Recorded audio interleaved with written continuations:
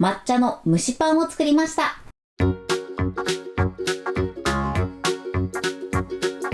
こんにちは、料理研究家のゆかりです。このチャンネルはいろんな料理のレシピ、そして役立つ情報をご紹介していくチャンネルです。ぜひチャンネル登録して楽しんでみてください。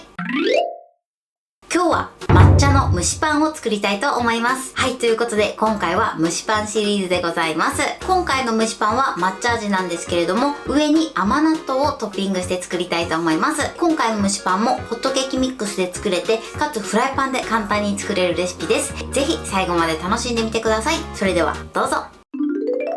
それでは今日の材料をご紹介します。材料はこちらです。ホットケーキミックス、牛乳、お砂糖、甘納豆、サラダ油、抹茶パウダー。今回はこの6つの材料で作っていきます。で、今回の蒸しパンは抹茶の蒸しパンにこちら甘納豆を入れていきたいと思います。で、普通にね、このように売ってる甘納豆です。こちらはお好みのものを使用してください。そして今回はこちらの8号サイズの紙カップを使用していきます。で、こちらの紙カップはですね、生地を入れるとビヨーンと広がってしまいますので、同じぐらいの大きさのこちら耐熱のシリコンカップですね、この中に入れ込みます。で、このシリコンカップもね、8号サイズになります。で、こちらをですね、生地を作る前に必ずセットしておいてください。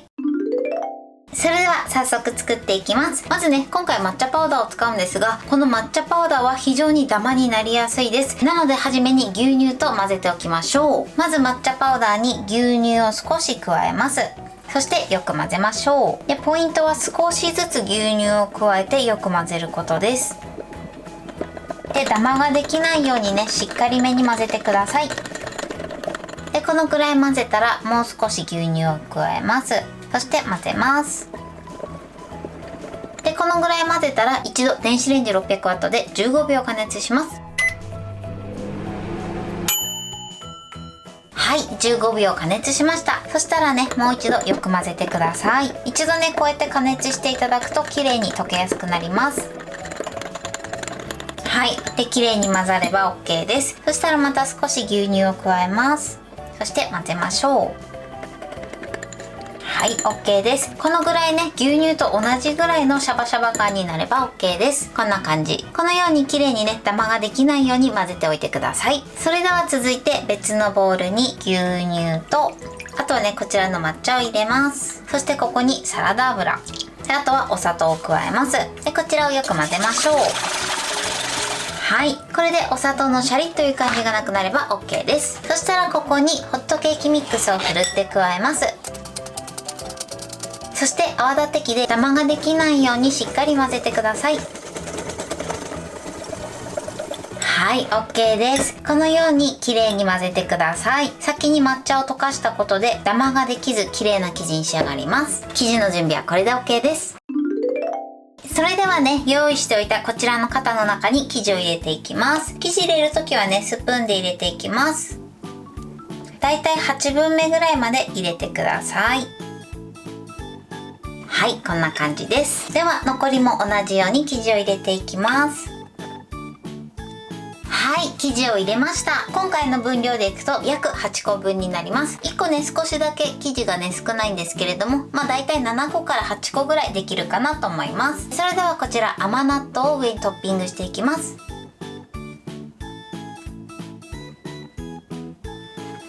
はい、このようにトッピングしました。お好みの量を乗せてください。それでは今からフライパンで蒸していきます。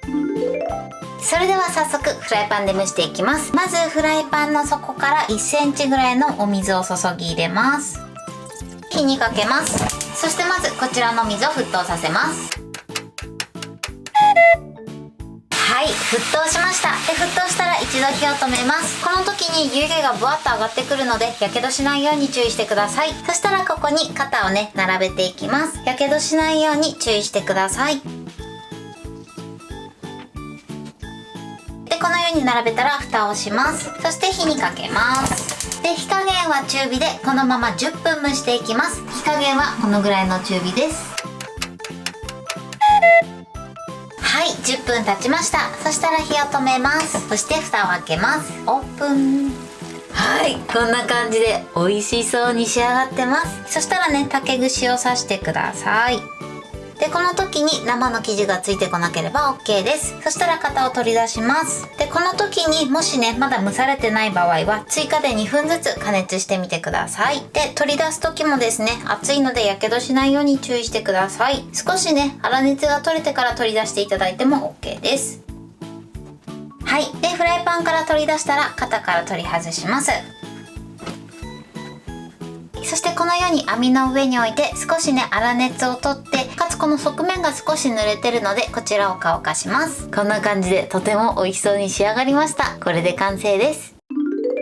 はい、これで抹茶蒸しパンの完成です。こんな感じに仕上がりました。このように甘納豆がたっぷり入って美味しそうに仕上がってます。